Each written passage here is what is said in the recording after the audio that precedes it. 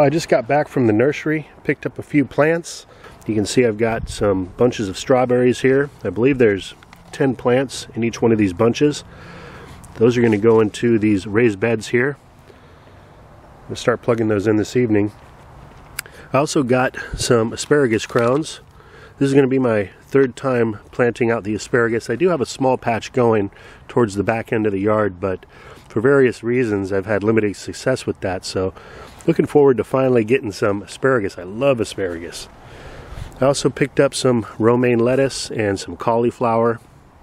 And then over here, this is called elfin thyme. This is a wonderful ground cover, especially for growing around different walkway path stones. So I'm going to be plugging those plants in all around here, hopefully green up the areas in between the stones. Then I went ahead and picked up a couple 6-packs of parsley as well. Also picked up, this is a variety of kale that I've grown in the past, known as Tranchuda.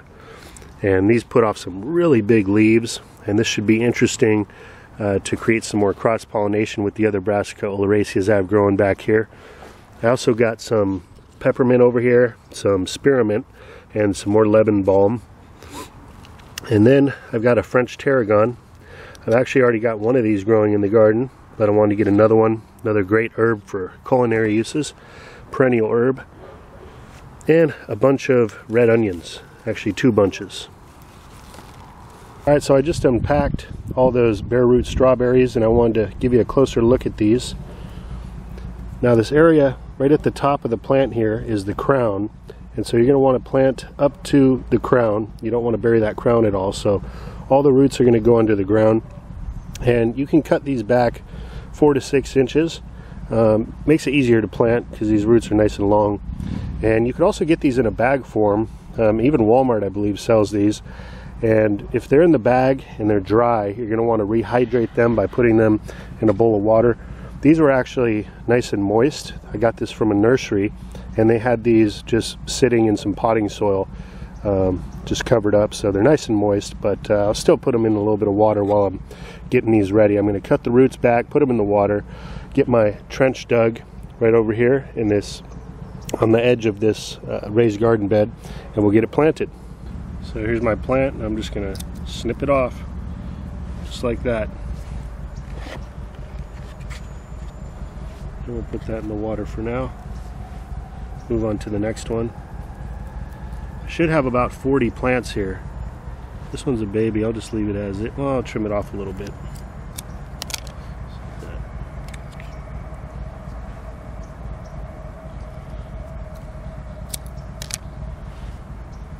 So you can plant out these bare root strawberries any time of year, as soon as the soil is workable, and they'll remain dormant throughout the coldest part of the season, but as soon as it starts to warm up into the high 40s and 50s, you'll start to get some new growth.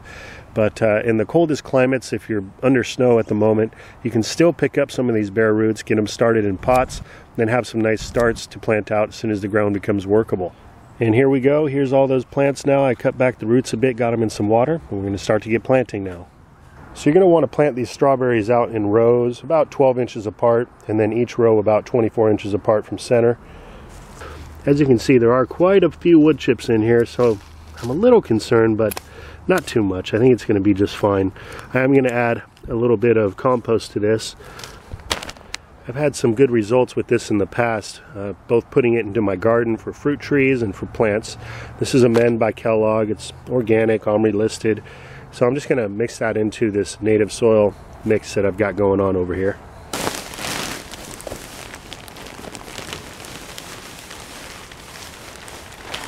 Alright, so we're running out of daylight here, so I want to quickly share with you how I'm going to get these strawberries into the ground. As you can see, I've gone along, mixed in some amendments, and made a trench about 5.5, 6 inches deep. And it's best if you can spread out these roots so that they can head out in all directions rather than just plop them in. So a bit like that. Then I'll take a little bit of this Mycos and just sprinkle that, just a dash around the roots like that. So this is a mycorrhizal inoculant, and what this is going to do is create an expansion for these roots to further uptake nutrients and water, creating a much more healthier plant. So I'm a big fan of using this when planting, whether it's vegetables, fruit trees, whatever you got, and then we'll just backfill. Again, just to the point where the roots connect to the crown. And your plants might not even have any green growth on them yet. That's okay. These are going to take off as soon as the weather starts to heat up.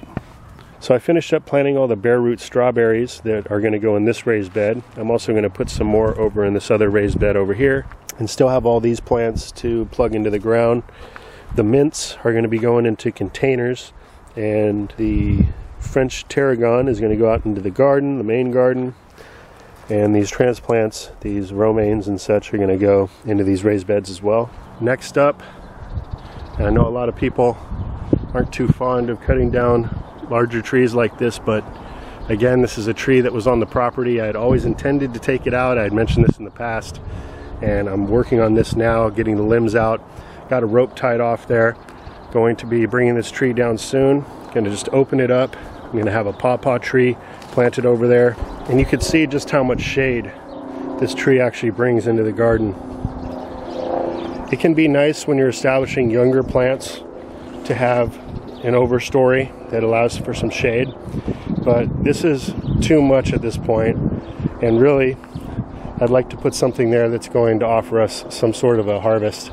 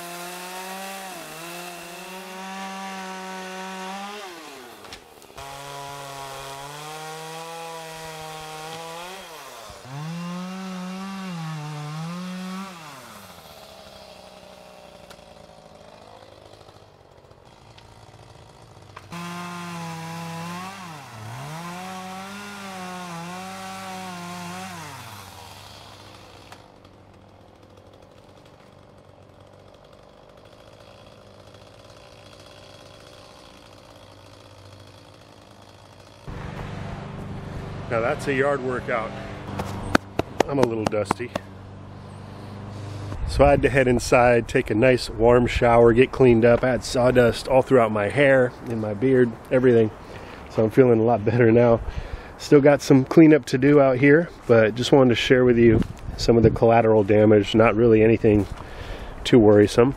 I put a cage over this citrus tree, and the cage got a little bent up, but the tree's just fine. Not a single limb on there snapped, so that worked out. Under this pile of branches here is a cardoon.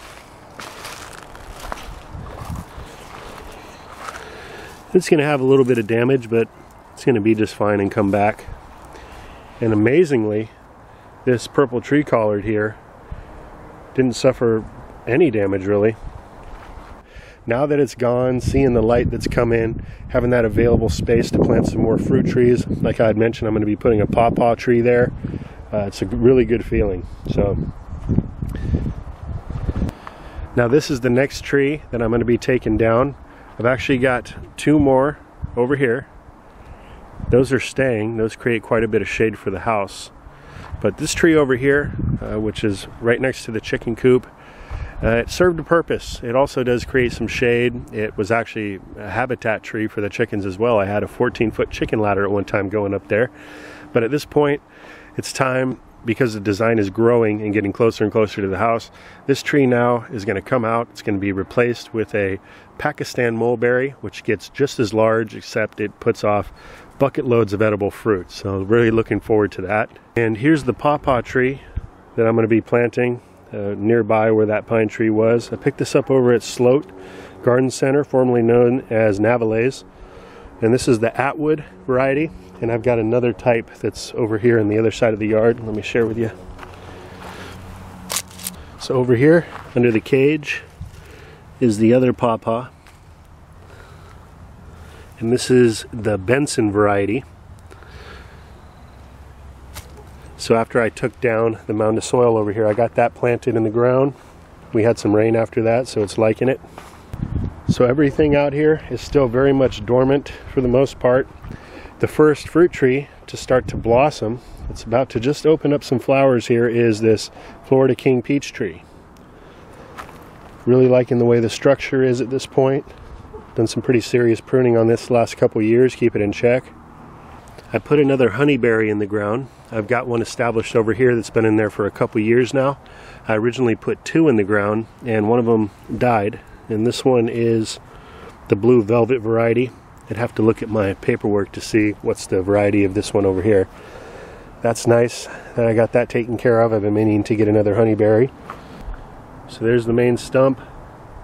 And yes, I have some cleanup to do. It's really not that bad.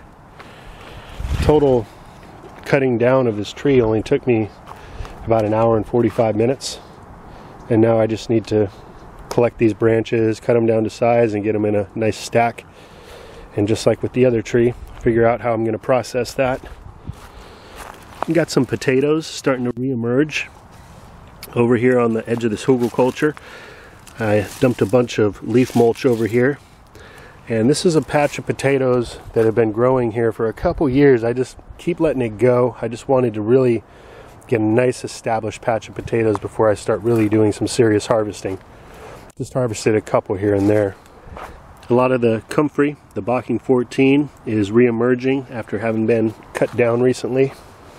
And I still got a video coming up soon sharing with you how I go about pruning these goji berries, so stay tuned for that. That's going to happen in the next couple days.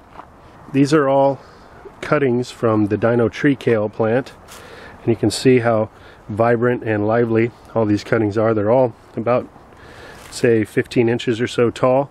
And look at the deep purple color on some of these leaves. Absolutely gorgeous. But these are going to need to get planted out in the landscape soon. I also picked up some seed potatoes, 3 different types.